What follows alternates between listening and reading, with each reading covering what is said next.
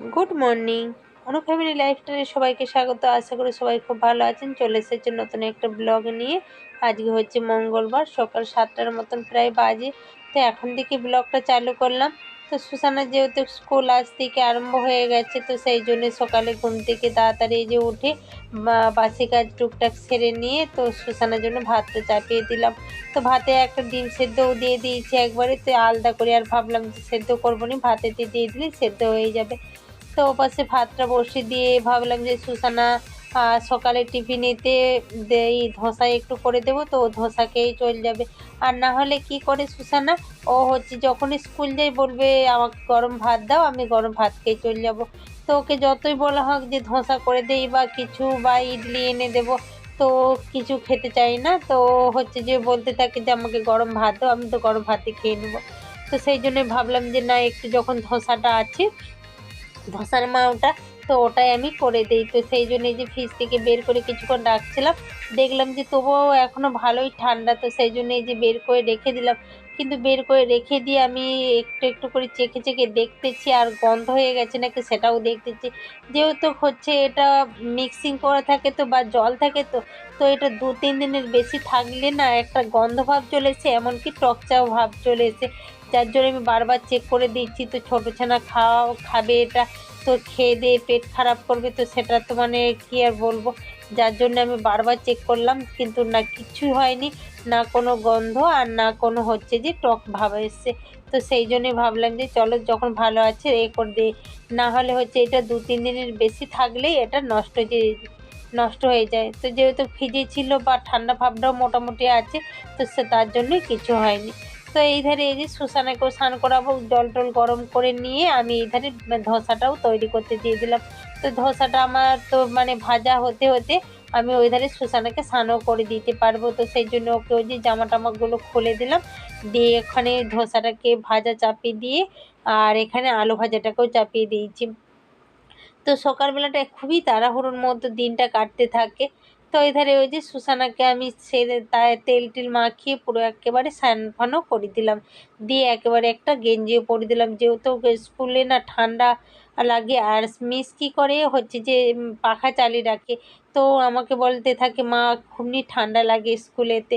তো যার জন্য ভাবলাম যে একটু মোটা টাইপের একটু গেঞ্জি পরে থাকলে হয়তো অনেকটা একটু ঠান্ডাটা কম লাগবে, বা এই সকালে স্নান করে এই বাতাসে বাতাসে যাওয়া মানে না, তো সেই জন্য খুবই ঠান্ডা লাগে। যার জন্য ওই যে একটু গেঞ্জিটা পরে দিলাম, তার উপরে যে স্কুল ড্রেসগুলো পরে দিচ্ছি। আর সুসানা তো দেখুন অল টাইম ওর ছিটপিট করতেই যাচ্ছে।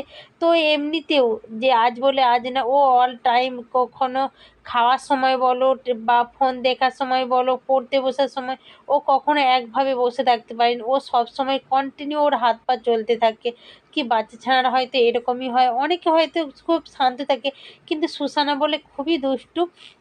ও ওইভাবে সব সময় ওর হাত পায়ে দেখুন চলতে আছে। তো যাই বলে হোক, ওকে আমি রেডি করে নিলাম, আর রেডি করে দিয়ে এপাশে আমার ধোসাটাও প্রায় ভাজা হয়ে পড়ছে আর অল্প পরিমাণে আছে। তো ভাবলাম যে ভাজা হতে হতে ওকেও একেবারে খাইয়ে দেব। আর দেখলাম যে 8টা প্রায় বেজে গেছে, তো আটটা এবার যদি না ওকে খাইয়ে দিই, তো আমাকে তারপরে টিফিন বলো লাঞ্চ বলো, তো ওগুলোকে আমাকে রেডি করতে হবে, ওকে খাওয়াতে হবে। তো যার জন্য অনেকটাই দেরি হয়ে যাবে। তো সেই জন্য ভাবলাম যে চলো ধোসাটা ভাজা হতে হতে ওকেও খাইয়ে দিই। তো এই ধারে এই যে কটা ধোসা আছে ওগুলোকে ভাজ দিচ্ছি, আর এই ধারে সুসানাকেও আমি ডাকতে আছি। তো ডাকতে ওই যে এলো, আর আমি ওকে খাইয়ে দিয়ে দেবো করলাম, কিন্তু ও বললো না মা, আমাকে হচ্ছে এটা ঘরে খেয়ে যাবো নি, আমাকে হচ্ছে যে স্কুলে নিয়ে গিয়ে খাবো। তো সেই জন্য বললাম যে ঠিক আছে আজকে ধোসাই স্কুলেও দিয়ে দেবো, কিন্তু তার আগে একটু ওই যে বলতে ও খেয়ে নিল। খেয়ে দিয়ে এই দেখুন তিরিং তিরিং করে নাচছে, যেহেতু ওর বাবা ঘরে আছে। আর ও বারবার ওই যে ঘরকে চলে যাচ্ছে।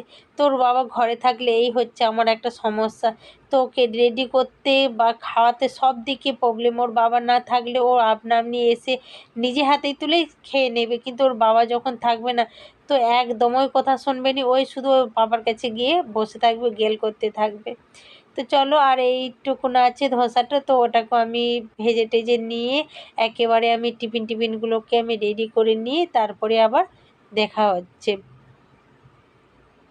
তো এই ধারে সুসানা স্কুলেও চলে গেছে, আর যাওয়ার পরে বাদবাকি যে টুকিটাকি যে কাজগুলো ছিল তো সেগুলোকে এই যে আমি কমপ্লিট করতে লাগলাম, আর মানে কাজগুলো সারতে লাগলাম।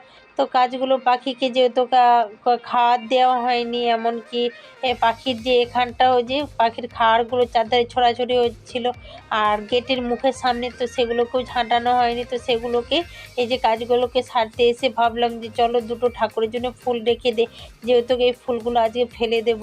তো কালকে না পরশু দিনে তো এই যে ফুলগুলো গাঁথা হয়েছিল, তারপরে এই যে 3টে প্যাকেট দেখা যাচ্ছে, তো এই ফুলগুলো বেশি হয়ে গেছিলো, যার জন্য ফুলগুলোকে এখানেই রেখে দিয়েছিলাম। তো ফুলগুলোকে আর না গাঁথা হয়নি, তো যেগুলো দেখলাম যে একটু একটু করে সব ফুলগুলো নষ্ট হয়ে যাচ্ছে, তো তার জন্যে ফেলে দেবো আজকে। তো সেই জন্যে ভাবলাম যে চলো কিছু ফুল ঠাকুরের জন্য নিয়ে নিই, আর দেখলাম যে এক চিক হয়ে গেছে, তো সেই জন্য এই যে নিয়ে নিলাম। তো এইটা এখন আমার 1 সপ্তাহের মতো মানে কিছুদিন প্রায় চলে যাবে।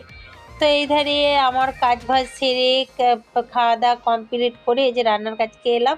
তো এবার আমি ভাতটাও বসিয়ে দিয়েছি, আমার ভাতটা অলরেডি আবার হয়ে গেছে, যেহেতু ওর বাবা ঘরে আছে, তো সেই জন্য আমাকে আবার ওই যে রান্না বান্না করতে হচ্ছে। তো আর সাথে এখানে হচ্ছে মাছের চচ্চড়ি করব। তো সমুদ্রের মোরলা মাছ নিয়ে এসছে, তো ওখানে ওই যে ওর বাবা রেডি করছে, আর এখানে হচ্ছে মশলা দিয়ে আলু ভাজা। তো আলু ভাজাটাও প্রায় হয়ে এসছে, তো আমি সেই জন্য আবার একটু করে নেড়ে দিচ্ছি, নিচে কড়াটাতে লেগে যাচ্ছে, যেহেতু ওর বাবা হচ্ছে যে মাছটাকে রেডি করছে মশলা টশলা দিয়ে, তো সেই জন্য আমি একটু মানে নেড়ে চেড়ে দিলাম, দিয়ে যে ঢাকনা চাপা দিয়ে দিচ্ছি। তো এখানে এই যে মাছটাও আমার পুরো মশলা টশলা মাখিয়ে টাখিয়ে নিয়েছি, নিয়ে একেবারে গ্যাসে চাপিয়ে দিয়েছি। তো তারপরে হচ্ছে যে ওপাশে রান্নাটা হচ্ছে, আর আমি এই ধারে এই যে ঘর টরগুলো একটু গোছগাছ করে নিই, আর সাথে একেবারে চালটাও ফুরিয়ে গেছিলো, তো চালটা সেই জন্য ওর বাবা এক্ষুনি কিনে নিয়ে এলো। তো সেই জন্য আমি দেখতেছি চালটা যে এইবারে চালটা কেমন আনছে। আর দিন দিন না চালের দামটাও এতটা পরিমাণ বেড়ে গেছে। তো আগে হচ্ছে যে এই চালটা 45 টাকা কিলো ছিল, কিন্তু এখন দেখুন 55 টাকা কিলো হয়ে গেছে। তো চালের দামটা এতটাই পরিমাণ বেড়ে গেছে।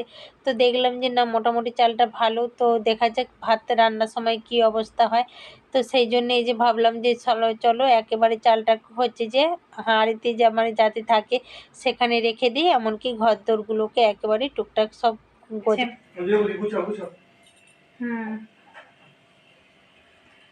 তো চলো 1টা বেজে গেছে, এখানে আবার গোছগাছগুলো করি, ঘরটা ক্যাজরা হয়ে আছে।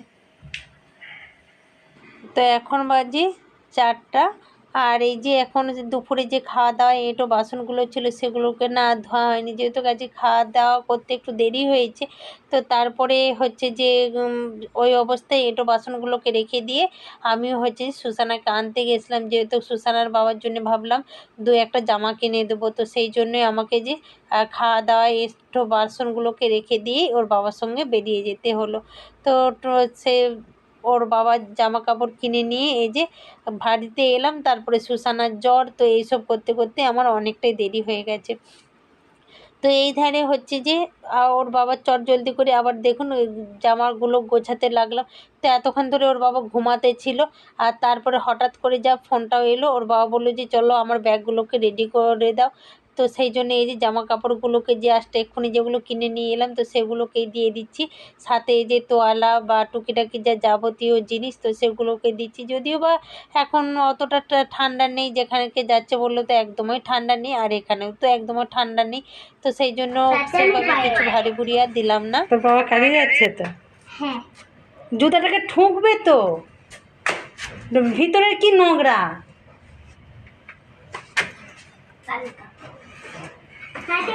তুমি ভিতরে জুতাটাকে ঠুকেও নি একদম।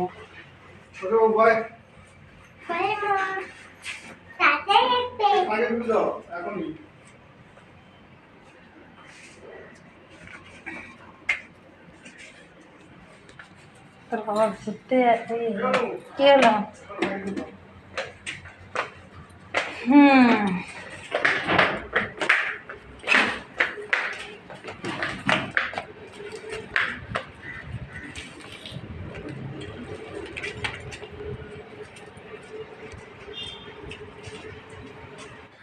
তোর বাবা বেরিয়ে যেতেই আমরা এই যে ছাদে এলাম দুজনে, সুসানা ওই যে ওখানে বসে আছে, বসে আছে। আমি ওই যে ছাদে জামা কাপড়গুলোকে মেলে দিয়েছিলাম, তো সেগুলোকেই গোছাতে এলাম। তো থালা বাসনগুলোকে ধুয়ে টুয়ে তারপর ওর বাবার যে ব্যাগ ট্যাগগুলো গুছিয়ে তো ওর চলে যেতে আমি এলাম। তার আগে সুসানাকে দিয়ে এসে জাস্ট ঘরে বসলাম, ওর জামাটা খুলে জাস্ট বসলাম। তো দেখলাম যে এসেই বলছি সুসানা যে আমার মানে খুব জ্বর জ্বর ভাব লাগছে, এই জ্বর জ্বর বলছি, চোখ দিয়ে শুধুমাত্র জল বেরোচ্ছে। আমি ভাবলাম হয়তো ঠান্ডাতে হোক বা কোনো কারণ হয়তো জল বেরোচ্ছে। তারপরে দেখলাম যে গাটা ভালোই গরম, আর এমন মানে হয়েছে ঘরে জ্বরের ওষুধও নেই।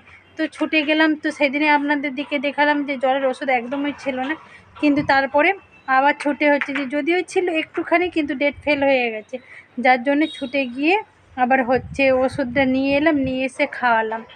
খাওয়াতে এই যে খেলতে লাগছে এখন, না হলে চুপচাপ শুধু শুয়ে পড়েছিল।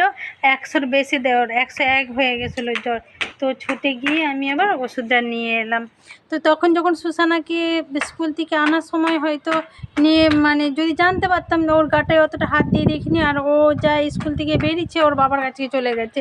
তারপরে হচ্ছে ওই যে ওর বাবার জন্য দুটো গেঞ্জি কিনলাম, যেহেতু ওর বাবা ঘুরতে যাবে, আর যদি না একটা জামা টামা কিনে দেওয়া হয় তো সেটাও না।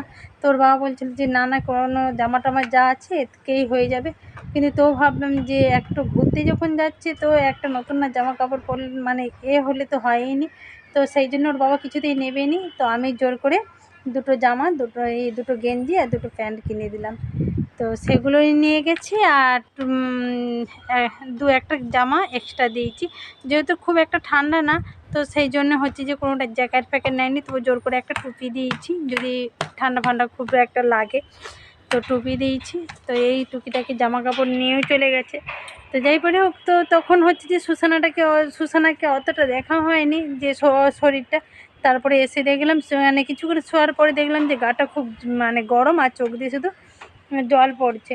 তো বাধ্য হয়ে ছুটে ওষুধ কিনে মানে আনতে গেলাম, গিয়ে এসে খাওয়ালাম, আর না হলে চুপচাপ শুয়েছিল। আর সুসানা জানেনি এখনো যে ওর পাপা বেরোতে যাচ্ছে, মানে ঘুরতে যাচ্ছে। ওকে ওর বাবা বলছে যে কাজে যাচ্ছে, আর আমিও বললাম যেহেতু ও যদি জানতে পারে যে ও ঘুরতে যাচ্ছে, ওর পাপা আমাদের দিকে ফেলে রেখে দিয়ে ওর একা একা চলে যাচ্ছে ওর বন্ধুদের সাথে। তো সুসানাও কান্নাকাটি করবে, ওর মনটা খারাপ হয়ে যাবে, বাবু এটা ভাঙা আছে। তো সেই জন্য সুসানাকে বললাম বাবু গাটা এখনো গরম, মাথাটা হালকা হালকা এখনো গরম আছে, চলো ঘরকে চলে গিয়ে মোটেও থাকা যাবে না বাতাসে, এতটাই বাতাসটা হচ্ছে। তো ওকেও হচ্ছে যে কি বললাম ঘুরতে যেতে, তো বাবা চলে যাওয়ার পরে আমি তারপরে বলছি যে তোর বাবা ঘুরতে যাচ্ছে, কিন্তু ওর কাছে বলাটা ঠিক না, ও যদিও কান্না করবে চলে আসবে তো বাবা, তাই নি। তো ভিডিওটা আজকের মতন এখানেই শেষ করলাম। যদি ভিডিওটা ভালো লাগে তো প্লিজ লাইক কমেন্ট শেয়ার করে দেবেন, সাথে সাথে সাবস্ক্রাইবার করে দেবেন। আজকের মতন টাটা, দেখা হচ্ছে নেক্সট ভিডিওতে। সবাই ভালো থাকবেন, সুস্থ থাকবেন।